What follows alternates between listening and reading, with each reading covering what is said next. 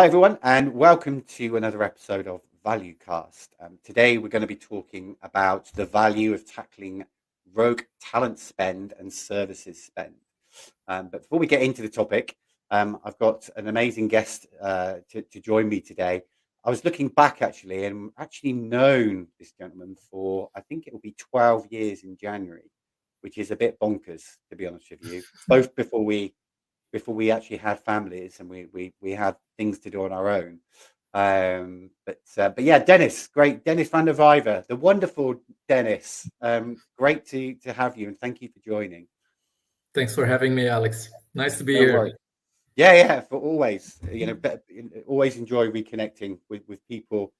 Well, I would say people, friends that I respect and trust.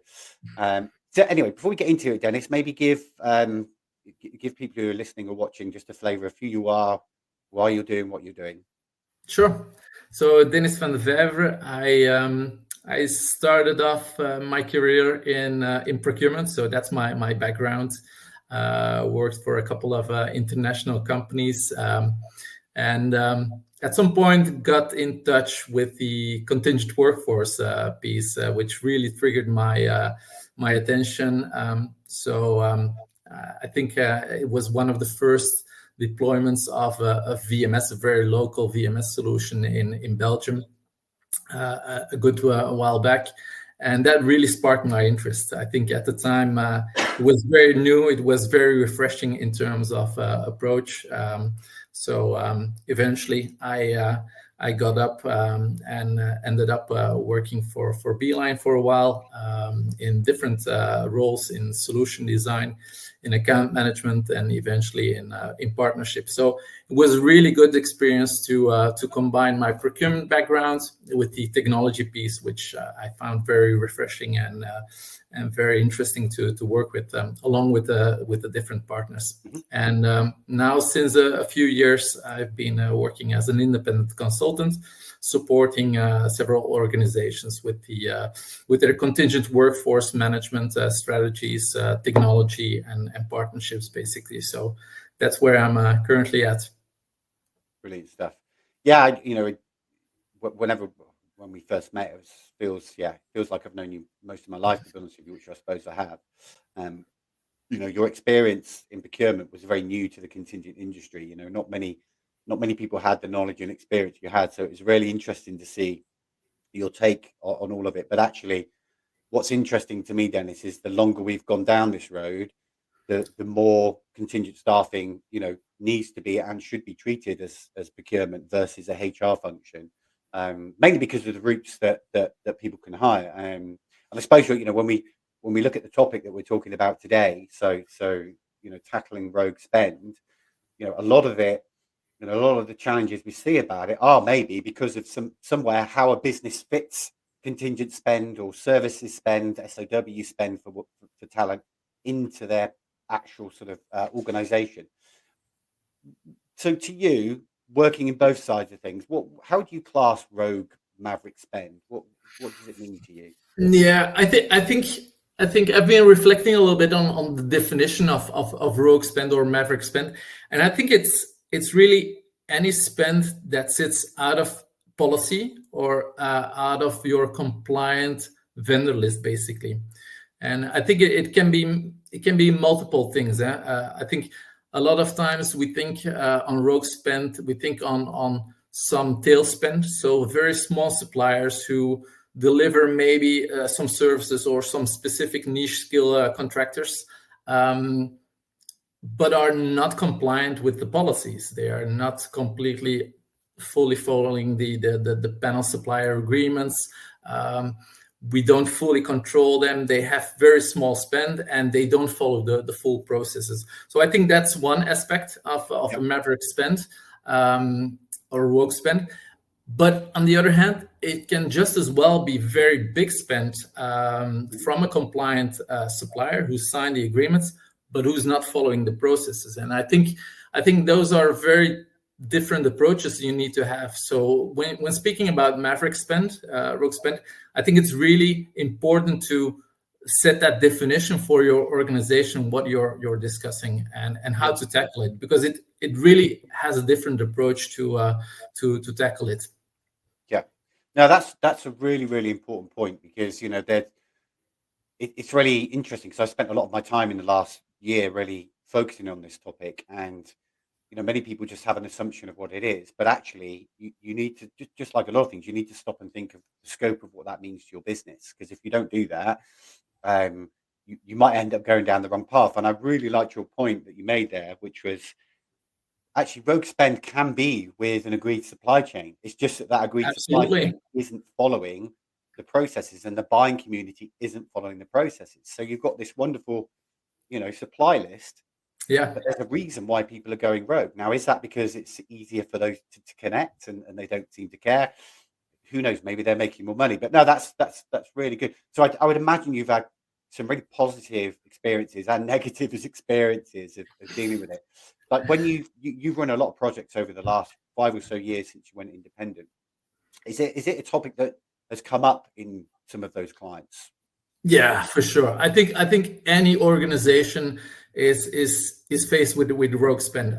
I haven't seen anyone who's got it 100% under control, because then you simply, yeah. I haven't seen any of those organizations who have it fully under control. Now, I think one of the main challenges and negative aspect of rogue spend is simply the time it consumes in the organization. And I'm not speaking about procurement alone, from a strategic procurement department, but also the operational department. I'm thinking of the accounting departments involved in trying to sort out invoices from suppliers who didn't get signed up properly, registered in the supplier registration systems. So I think that's really the main challenge and the negative impact of rogue spend. And I kind of think that the business is not working with those suppliers out of bad will, bad intent. And I think that's really important. I think they are simply finding a way to get their needs fulfilled, because the current process is failing it. And I think that's really one of the main things to keep in mind. But it has a negative impact on the business. Just the time spent to chase all those approvals after the facts. I think that's really a challenge. Compliancy issues, compliancy risks that you normally cover off. I think that's really the main challenge with rogue spend. As a positive side on rogue spend, I think it's really helping organizations to reflect a little bit what is missing in their process. As I just pointed out, there's a reason why the business is going to a supplier which is not listed in your PSL. It's because they miss out something, or they're not educated enough on the policies or on the suppliers they can use. So I think that's really highlighting the pockets in your business where you fail to connect as a procurement department with those stakeholders. I think that's one thing. And the second one, because they fail to understand the process, so there needs to be a re-education done. And then secondly, I think rogue spend, if you really deep dive into it and you understand what suppliers are in there and why they're being used, in some cases, it might offer you the opportunity to identify very innovative suppliers, which typically in when you do the strategic handling of your PSL list, we all talk about the partnerships, what new they can bring, the established suppliers.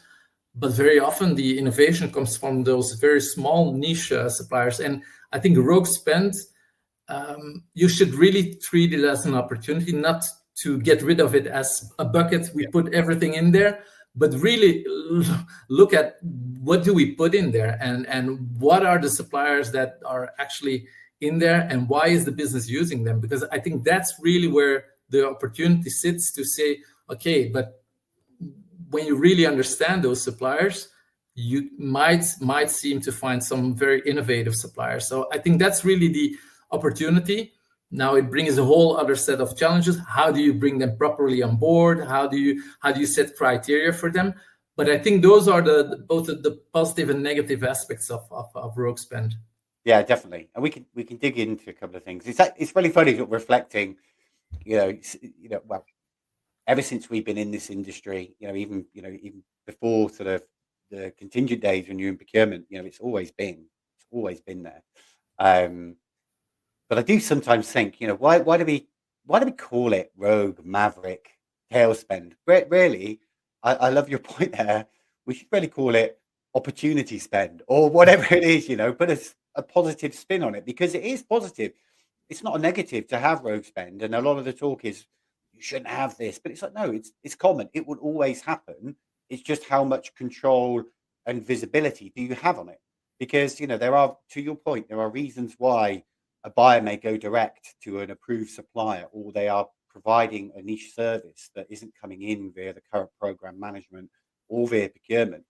So yeah, I agree. You should embrace it. You should, look to change the way and use that data to evolve, because, I've experienced in my career where businesses haven't just gone, look, it's not causing me a problem right now, so that's fine, I'm going to focus on the bigger things. They've actually gone, let's actually spend some time on this, and it's actually evolved the larger program. Like, have you ever seen that in your experience, where you've identified spend that is off contract or not being managed, but actually it's suddenly added a massive boost to how a business is working?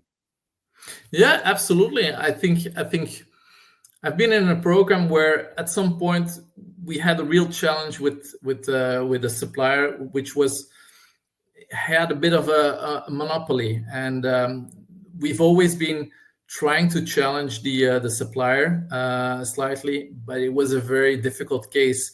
And then we started to look into some of the what you call the rogue spend, but for some alternative suppliers. And it seemed that we had been using for very small niche contractor profiles. We had some suppliers in there, but we never promoted them to a PSL list because they weren't accepting the panel supplier agreement, or they weren't hitting that level of volume or spend or criteria. But it really helped us to dig into that rogue spend, deep dive into that supplier list, and really understand the niche skills they were offering. And eventually it helped us to onboard and promote basically from a rogue supplier into a fully fledged approved supplier, and delivering the profiles, breaking that monopoly of the other supplier. And eventually, if you then start to monitor, and that's really interesting, I think, if you then really start to objectively start to monitor the performance, then we saw that those rogue suppliers were performing better, and eventually they ended up getting most of the business. Now, I think that's really interesting, but there's a challenge to it, because you need to monitor the supplier performance of those rogue suppliers while they're basically in this bucket of something you don't want to look at. And I think that's really the challenge in most of the organizations. You don't want to spend too much time on it because they're small. So we typically in most organizations don't spend a lot of time on it because it's consuming a lot of resources. And so we don't look at it. But I think that's really where the opportunity sometimes sits, to identify those hidden gems. But you need a bit of technology or support from a platform to do that work for you, to do that heavy lifting, and to highlight to your program to say, hey, maybe at this point it's still a very small supplier, but he might be offering your a very competitive edge to your business. So I think that's really the approach, I would say, where things can grow out of a small niche supplier. Versus the big PSL and vice versa as well. And I think that's, Alex, an interesting one, because sometimes a rogue supplier might have been a PSL supplier at some point in the organization. And organizations, they evolve. Every few years there's new people in the procurement department, and maybe at some point this was a PSL supplier, but gradually he lost some volume, due to whatever reasons. But that doesn't mean that at some point he was a very valued partner in the organization. And I've heard that with a couple of suppliers who've been in the organization. Now they have a very small volume, but actually they really do know the organization quite well. And I think that's really where the power sits to just not get rid of that type of suppliers. Yeah. Oh God, a statement you made there, reflected back on the days when we ran MSP services as part of the organization we worked together, and the number of PSLs that a business, you're bringing in a provider to manage your PSL. There are 2 or 3 niche suppliers that won't join that because one, either you're trying to negotiate their fees down or you're trying to put control on them, and they decline, right? They sit outside, and there's nothing sometimes that can be done about that because they have a specific contract in place. But then what happens is the program goes live and those suppliers seem to get forgotten about, right? And then before you know it, that supplier, because the buyers are happy to continue that direct nature, continue to grow their business outside of it at the rates at 0. And like you said, that's not a problem. But it's so easily done. It's so easily done. We've all seen it, and then it never gets tackled because there's so much other stuff to deal with. I think a trick that I see a lot of people missing in our market is when you govern stuff like this, you don't think and scare the suppliers that you're going to put this massive cumbersome process on them. You're going to need to use this VMS. You're going to need to use this process. You can actually have 2 or 3 different processes running in parallel for different types of hire and different types of spend. So, and I think there's still, I suppose, a little bit of, and you can tell me if I'm right or wrong here, but I still feel like there's a little bit of resistance about doing that around flexible approaches because no, this is our process. We've got it. You must follow it. You must work to these rates. Well, actually, do you realize, provider, you're actually missing out on a lot of visibility. You're actually missing out on some opportunity for your business and revenue. So maybe there are ways you can streamline. Like, I don't know how you feel about that, but I think the traditional MSP programs and but also in-house programs are starting to open up a little bit, and I think they're starting to realize that some roles cannot be sourced simply with the PSL list, and I think that's in the current market really valuable to reflect on it, and I see them starting to open up to marketplaces to direct some of those rogue suppliers to marketplace to at least have that level of compliance there. So I start to see a shift in how those things are managed, and I think that's really positive.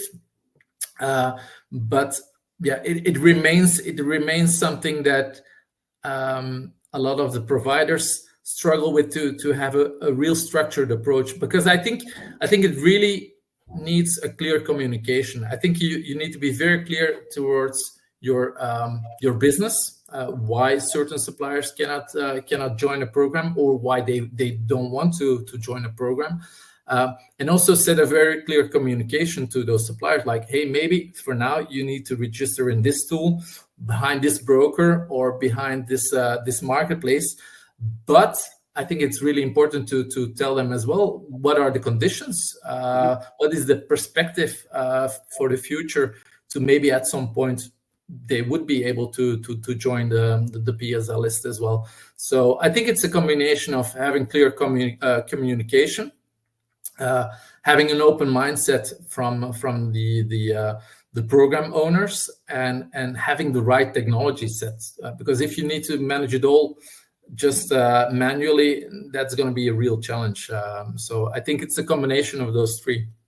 Yeah, definitely. And there are some really solid, analytic marketplace tools and some other things that can sit alongside an existing program. You don't, and aren't overly, expensive either, but they can actually provide you much more value. Do you feel that, I do want to dig into that the process technology piece a bit more with you, because you've got a lot of experience in it. But do you think that the misclassification of workers or talent spend when you look at the traditional method versus an SOW method is also a problem when it comes to capturing all of that spend, and then you suddenly get a pot of rogue spend because you're maybe not managing SOW.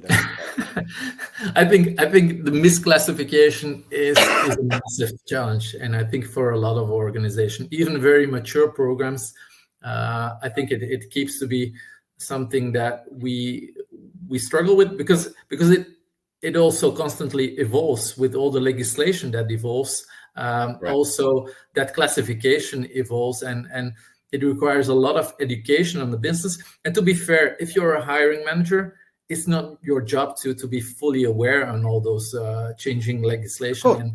And when you need to put it into an SOW or a contract, in the end, for them, it's only a matter of getting the right talent and getting delivered what they need to deliver for their business. So I think the legislation forces us to put things into buckets. We can set up technology to put it in the right buckets as well, with the right triage and the decision trees and what have you not. But I think in the end, it's all about the business getting served and getting the right talent to get the work done. And I think there's still a lot of challenges to explain that to the business, or as a program owner, have that really clearly communicated to the business to say, okay, these are all the possibilities, but be aware that this should be the right classification of your worker types. Is that a temp worker? Is that a contractor? Is it a freelancer? Is it falling under a clear SOW?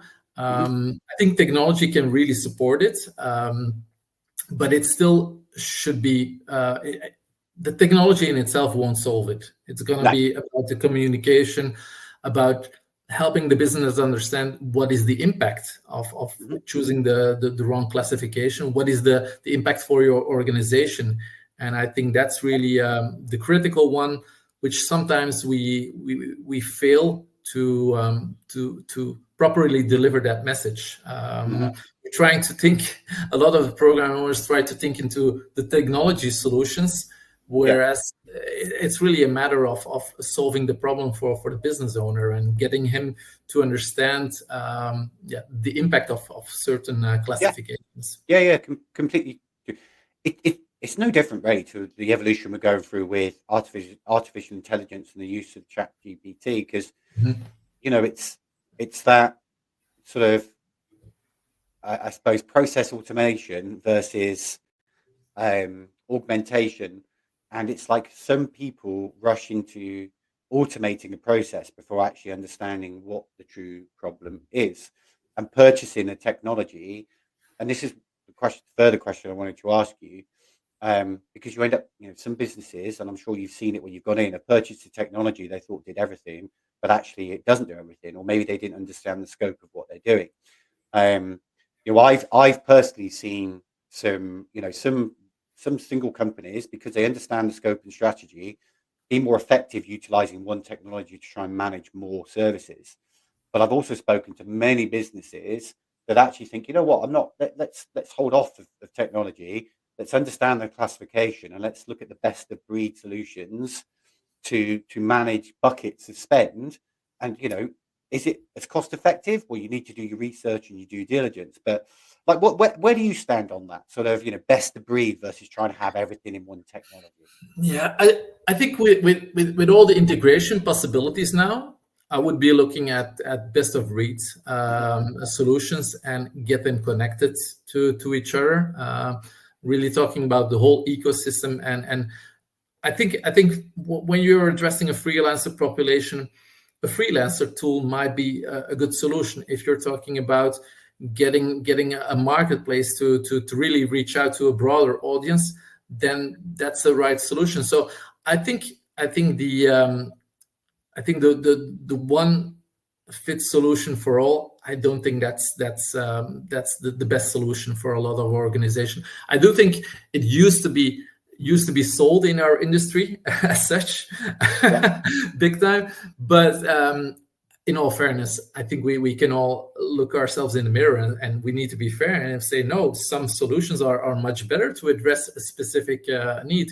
And I think I think it, to your point as well, I don't think they need to be that expensive, because you simply need to find the right solution and tweak it to your exact needs. So I don't think you need to have the Bentley of technology solution to solve everything. If you can solve everything with the right Volkswagen to deliver that specific solution. So I honestly believe that there's some really good solutions out there in the market that you can plug into a broader solution, and I think really organizations should reflect and really check the market, check their own needs, and really do their due diligence to check what fits them best, and really what's the exact problem they're trying to solve. And I think integration wise, things have evolved so much. So I think there's definitely a possibility to connect it in a wider system where you have the full overview in terms of the data sets and the analytics. How come, right? We both remember the days in our early days in this industry where someone mentioned integration, and it felt like about a year-long project, and it scared a lot of people, right?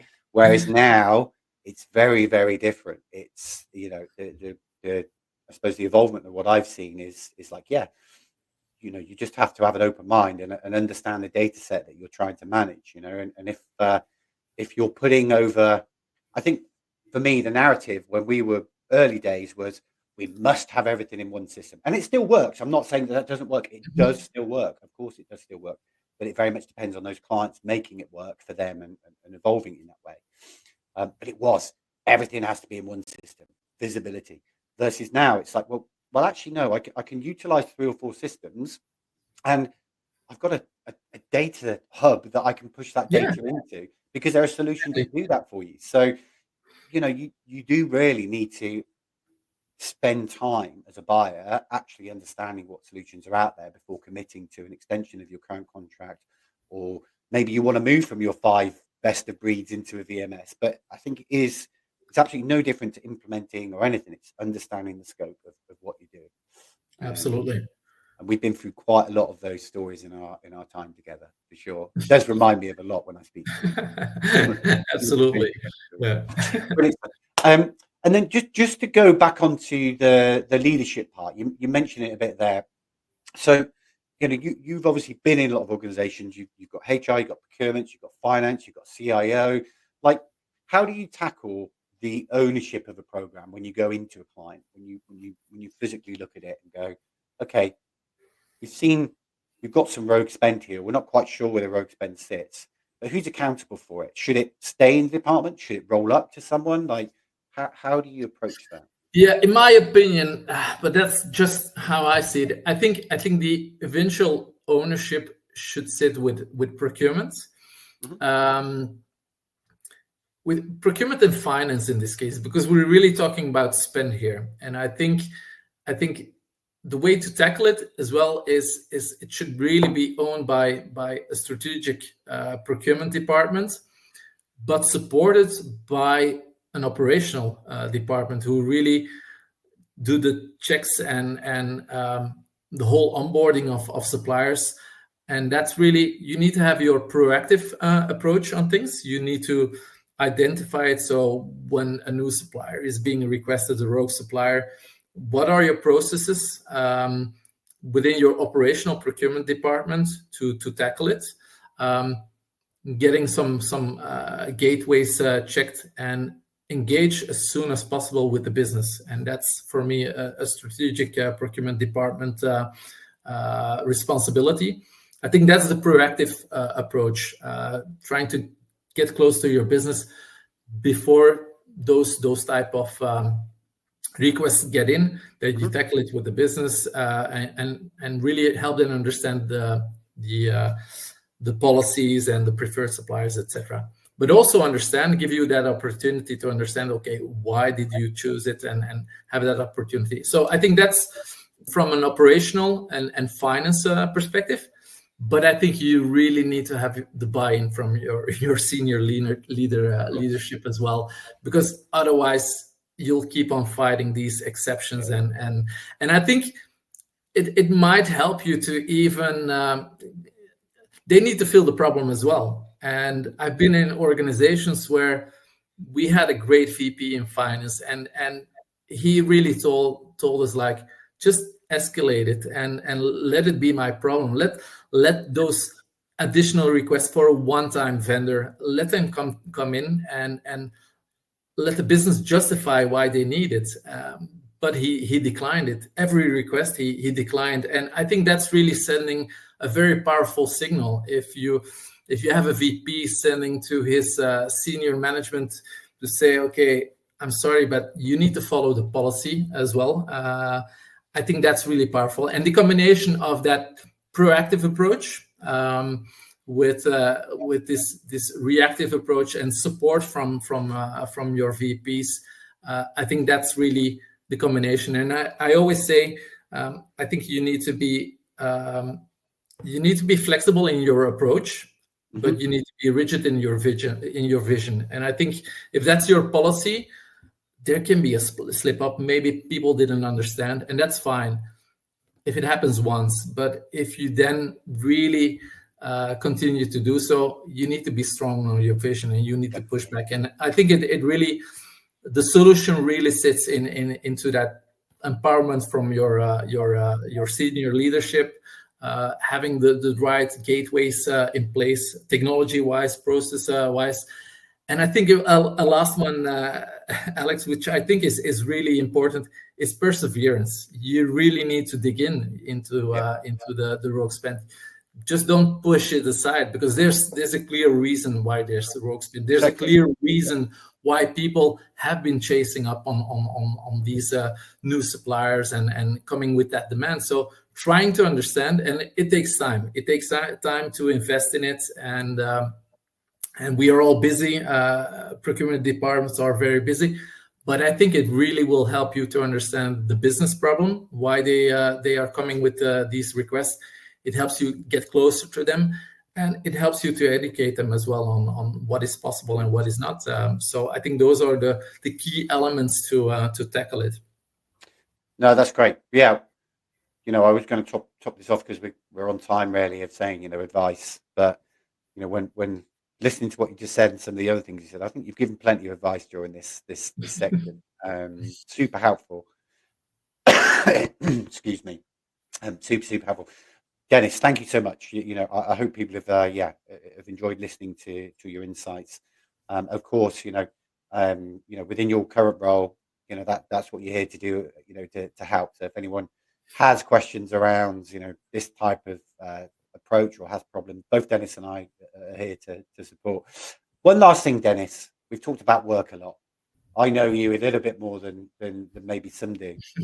But what is it that motivates you to get up and get on that laptop? Forgetting about the excitement of work, outside of work. What keeps you going?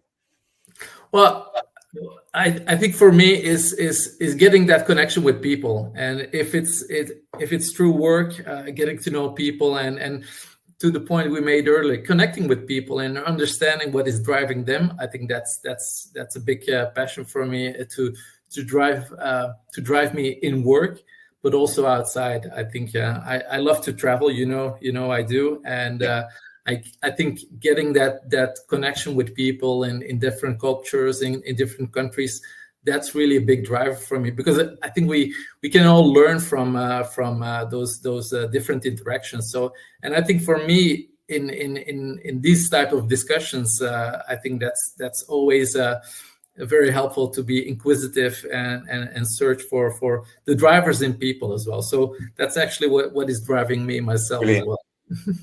Brilliant. Well, I've learned a lot from you throughout my years, and I really I so enjoy reconnecting with you. As soon as I pick up the phone to you, it feels like it was only yesterday we were working together, which is how it should feel, right? It should Same here. Well, brilliant. Thank you ever so much, Dennis. Absolutely loved it. And all the best for the future, and hopefully we'll actually connect again in person at some point. Thank you, Alex. Thank you so much. See you.